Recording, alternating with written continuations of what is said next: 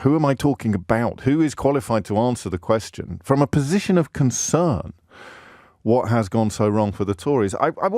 This question didn't occur to me organically. It's not something culled from today's headlines or today's news agenda. But I did notice yesterday the inimitable Adam Bienkov, who I presume has the misfortune of being in Birmingham this week. He finds himself at a fringe event, if you like, if that's the correct thing to describe, literally saying what went wrong.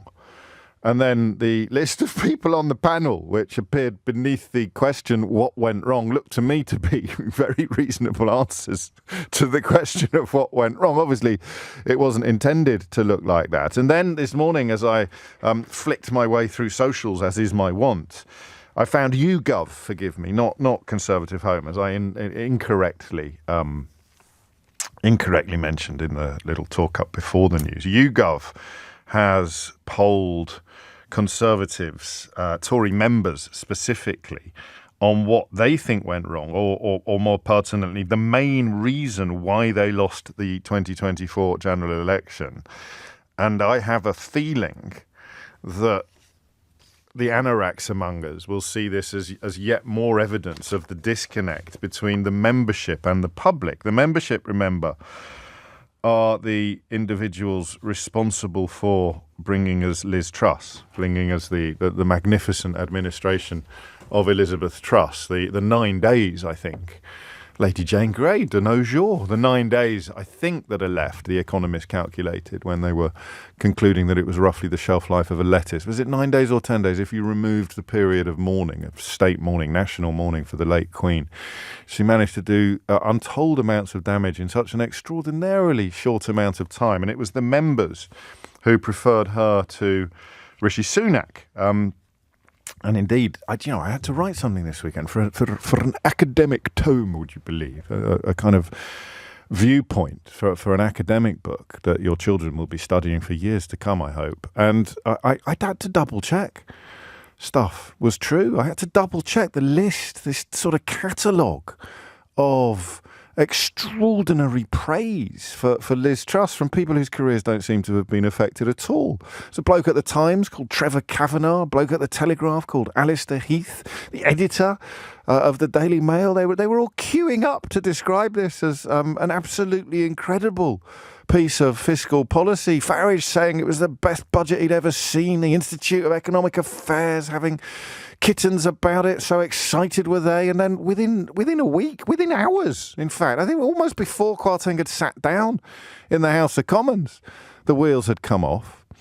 But the membership don't think. Why am I laughing? I could be wrong. The membership don't think that had anything to do, or that certainly wasn't a very big reason why they. The top 5 most common reasons as to why Conservative Party members think they lost the last election, or what went wrong in 2024, doesn't mention Liz Truss, or doesn't mention the state that the country was in, or the trust and confidence that had been hemorrhaged. I mean, remarkable. In fact, YouGov very wisely have compared and contrasted the answers that Conservative Party members give to the question, why do you think the Conservatives lost the election earlier this year? And then the answers that, can we say, more ordinary, less crackerjack members of the public gave to the same question. So what I want you to tell me is why you think. Now, the reason why I said a few moments ago that I wasn't sure what the audience is, that as in the target audience, the people who are best qualified to answer this question, I'm not sure who they are, because as this relatively thin gruel of candidates line up in Birmingham, you kind of wonder what happened to the callers we used to get very successfully. Do you remember we used to do phone-ins? I don't know why I'm talking as if it was 100 years ago. We were doing it right up until the general election. We used to do phone-ins from disillusioned traditional Tories, even from people who were still members, because they would much rather stay loyal to a project that is currently going through a period of turmoil than jump ship and join another project. So whether you retain your membership or whether you still give them your vote while waiting for things to get better, I don't know. But I don't know who you are anymore. I don't know really if, and there'd be no surprise for concluding that Conservative Party members think the failure to tackle immigration is one of the main reasons why they lost in 2024. Well, it doesn't even make the top 5 for normal members of the public. I would have thought that they would have, what's the word I want, migrated to Farage's outfit by now. But no, nothing going on there. What do you think? What answer to this question would you give? And I am not going to confine it to people who are loyal to the Tories or who have been loyal to the Tories or who are still members of the Conservative Party. I'm not going to make any apology for being mildly more interested in what you have to say than what anybody else has to say. I don't know how helpful it is to canvass the opinion of sort of people whose tribal dislike of the Tories or whose tribal loyalty to Labour or the SNP or the Lib Dems or the Greens or whoever it may be. I just make sure you've given it some thought, all right? I don't want to sound bossy so early on a Monday, but I want thoughtful answers to this question. Some of them might be obvious. You can be obvious and thoughtful. You know, there is no rule that says the obvious, you can't arrive at the obvious without thinking. It might be obvious, but what is it? So do you want me to run through the list of what other people have said, or should we throw open the phone lines and sort of do it cold and organically and then compare and contrast what you say to what A, the membership of the party say, and B, the actual public? 0345 6060 973 is the number that you need.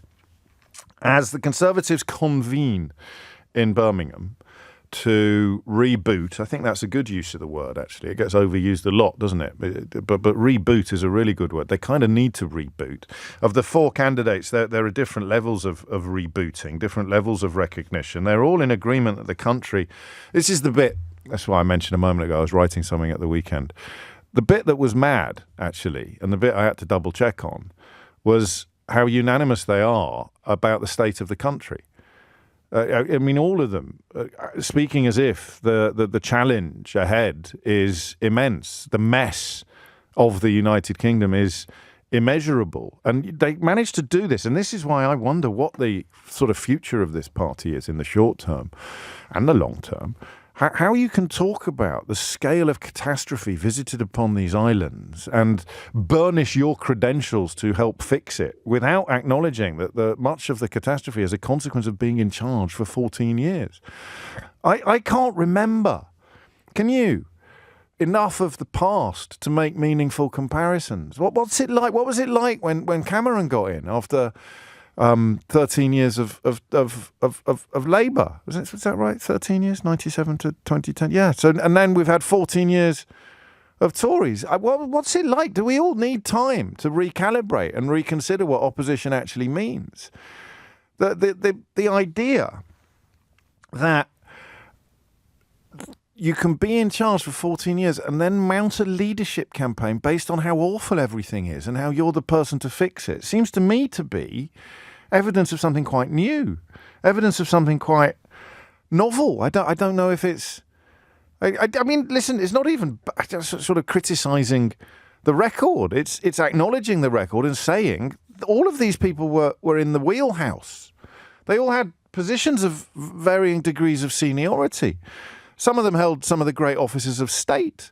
All of them have had ministerial experience. I don't know if has Tuggan had cabinet experience. I can't remember, but I think he did. Did he snuck in at some? I don't know. Certainly ministerial experience. So their fingerprints are all over the catastrophe that they are now claiming is some sort of.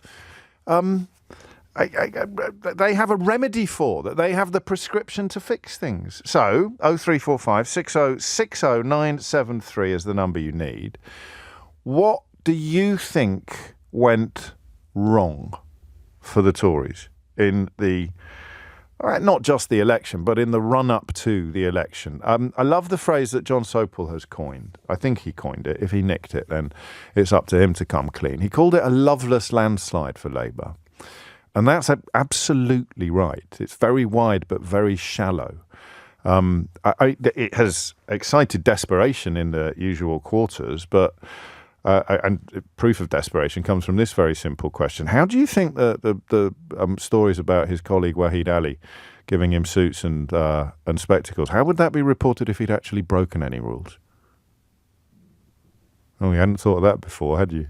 And what would they do? People jumping up and down about it at the moment and throwing their rattles out of the prams. If he'd actually broken some rules, what would the coverage look like? Could it be any more hysterical, do you think? Little unwitting tribute there to the late Matthew Perry. Could it be any more hysterical? I don't know that it could. So they're still desperate, despite the shallowness of the victory, the lovelessness of the landslide. And that speaks to an electoral narrative that is as much about what people voted against, as much about why people didn't want the Tories as it was about why people wanted Labour. There's a crossover there. It's an interesting Venn diagram. I want Labour because I don't want the Tories is a valid answer, but it's not great news for Labour. I want Labour because I love policy X, or I love politician Y, or I love vision A and idea B. I want them to win because I really hate the other lot. Makes the question of what went wrong for the other lot even more interesting. Derek says the levels of cognitive dissonance coming out of the Tory party are unparalleled. The thing that went wrong with them was their failure to admit that they had ever made a mistake, rather than double down and fall further from the centre to the right. But that's carrying on. So some conclusions arrived at must involve the notion that they didn't go far enough. But who's going to argue that?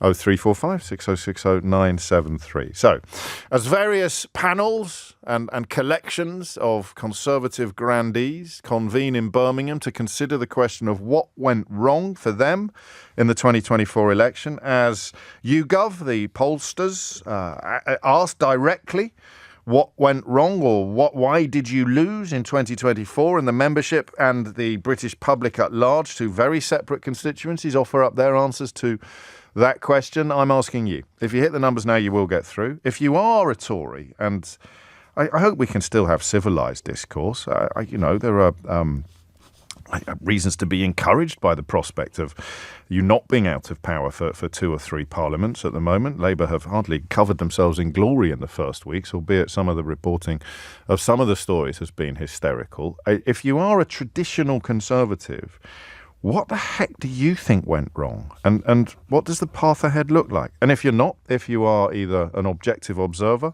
or perhaps traditionally a little loyal to another party, you can still see the rules, can't you? You can still see the tides. You can still see the movements. What went wrong? Why do you think the Conservatives lost the 2024 general election?